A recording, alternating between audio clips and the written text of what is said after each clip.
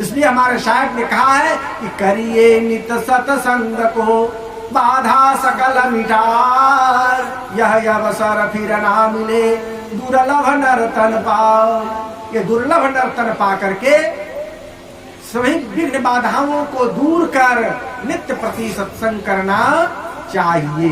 अब कहोगे नित्य प्रति रोज कहाँ मिलेगा साहेब? महात्मा लोग जो सत्संग करने जाए कहाँ? रोज महात्मा लोग नहीं मिलेंगे, संत लोग नहीं मिलेंगे, रोज गुरु दरबार में नहीं जा पाओगे। लेकिन गुरु द्वारा दिया गया जो ज्ञान है, संतों के द्वारा जो सुना गया ज्ञान है, उस ज्ञान को एक बार एकांत में बैठ करके स्मरण तो कर सकते हो, याद तो कर सकते हो। और सदग्रंथ घर में सदग्रंथ रखो, जिस ग्रंथ में आत्मा के संबंध में, जीवन के संबंध में बातें लिखी हो, ऐसे सदग्रंथों का एकांत में बैठ करके स्वाध्याय करना भी एक सत्संग है। संत महापुरुषों के पास बैठ करके तो सत्संग करना सत्संग है ही। सताम संगति सत्संगति, संत महापुरुषों की संगति करना तो सत्संग है ही। लेकिन संतों के अभाव में अपने घर में सदग्रंथों का स्वाध्याय करना भी सत्संग है। माता पिता गुरुजनों की सेवा करना भी सत्संग है। इसलिए कहा कि सत्संग, सेवा, स्वाध्याय और साधना ये कल्याण के 4 पथ हैं, 4 रास्ते हैं। तो पहला तो सत्संग, दूसरा सत्संग के अभाव में स्वाध्याय। घर परिवार में जो बुजुर्ग हैं, जो माता पिता हैं, गुरुजन हैं, उनकी तन से, मन से, धन से, मनसा वाचा कर्मणा उनकी सेवा शुश्रूषा करना। जो घर परिवार में रहते हुए अपने माता पिता की सेवा नहीं करता, अपने गुरुजनों की सेवा नहीं करता, वह महाअभागा है।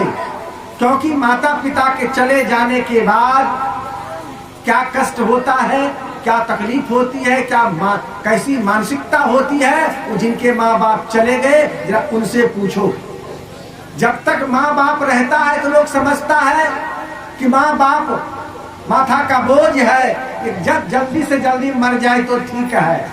लेकिन जब माता पिता गुजर जाते हैं तब जब उनकी याद आती है कि उन्होंने मेरे लिए जीवन में क्या क्या किया, कितना कष्ट सहा, कितना कष्ट सह करके हमें पढ़ाया लिखाया, हमें धन दौलत दे करके, संपत्ति दे करके हमारे जीवन को संवारा। पिताजी आज चले गए, मैं उनकी सेवा नहीं कर पाया, फलाने चिलाने के कहने पर जो करना चाहिए था वो मैं नहीं किया, उनके साथ बड़ा अन्याय किया। पता नहीं परमात्मा मुझे माफ करेंगे कि नहीं करेंगे।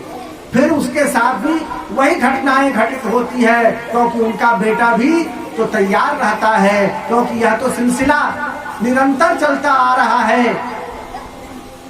हमारे पिताजी गुजर गए तो हमारा बेटा है, हमारा बेटा, मैं गुजर जाऊंगा तो मेरा बेटा का बेटा होगा। इसी तरह से ये परंपरा तो चलता ही रहता है। इसलिए माता पिता गुरुजनों की सेवा करना भी सत्संग है। माता पिता गुरुजनों की सेवा भी करोगे तो वो भी सत्संग ही कर रहे हो। लेकिन सेवा लोग करना नहीं चाहता। आजकल सेवा के प्रति लोगों में उदासीनता छा गई है। भौतिकवादी दुनिया, भौतिकवादी चकाचौंध में लोगों की इतने आंखें चौंधिया गई है कि विवेक का आंख बंद हो गया है। विवेक नहीं कर पाता, विचार नहीं कर पाता कि माता पिता ने हमें क्या दिया है। माता पिता के चलते यह शरीर मिला है, माता पिता नहीं होते तो यह शरीर नहीं मिलता।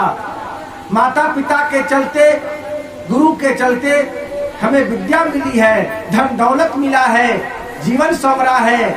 उस माता पिता और गुरु की जो सेवा शुश्रूषा नहीं करता है वह कभी भी अपने जीवन में शांति का अनुभव नहीं कर पाता। इसलिए माता पिता गुरुजनों की सेवा करना परम धर्म है, सेवा करना चाहिए। सेवा धर्म सर्वोपरि धर्म है। इसलिए कल्याण पथ में सेवा को भी एक रास्ता बताया गया है। माता पिता गुरुजनों की सेवा करके भी भवसागर से पार हुआ जा सकता है। तो सत्संग, सेवा, स्वाध्याय और साधना, सबसे अंतिम है साधना। गुरुमुखी बन करके, क्योंकि बिना गुरु के पास गए ज्ञान नहीं मिलता। गुरु बहुत प्रकार के होते हैं और हर प्रकार के गुरु कुछ न कुछ ज्ञान देता है। खैनी खाने के लिए भी जो सिखाया, नहीं जी, कितना खैनी में कितना चूना देना पड़ता है ये बताया ना, वो भी गुरु हो गया, खैनी वाला गुरु हो गया है? चोर भी चोरी करने के लिए जो सिखाता है, कैसे सींग काटा जाता है, या सींग कट्टी तो आजकल अब नहीं चलता है, तो सब सिखाता है। उस सिखाने वाला वो गुरु होता है।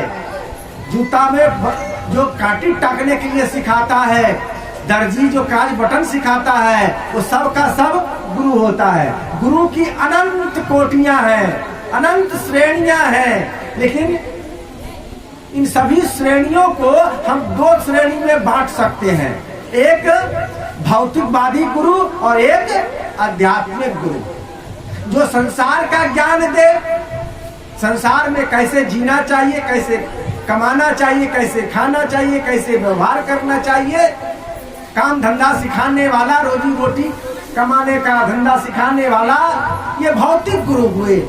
और जो भौतिक गुरु हमारे शरीर के संचालन में, शरीर को सुख दुख देने में काम आ सकता है और आता है, लेकिन शरीर के साथ साथ शरीर को चलाने वाला जो शरीरी आत्मा है, उस आत्मा के कल्याण के लिए, उस जीव के कल्याण के लिए हमें आध्यात्मिक गुरु की आवश्यकता है।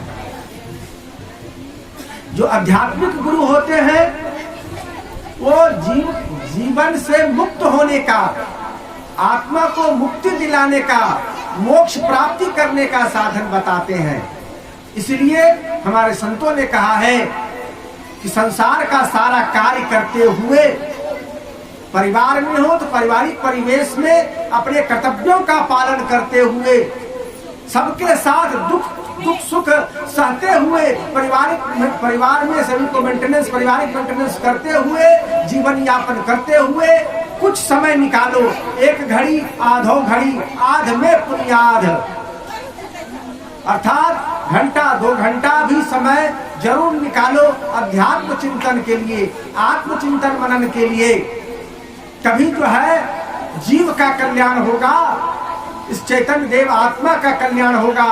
नहीं तो पुनरपि जन्म पुनरपि मरणम पुनरपि अग्नि जठरे शयनम, बार बार जन्म लेना, बार बार मरना, बार बार कष्ट को सहना, ये तो जीव के साथ लगा ही रहेगा। यह ना लगा रहे, इससे मुक्ति मिले, इसके लिए आध्यात्मिक गुरु के पास जाने की आवश्यकता है।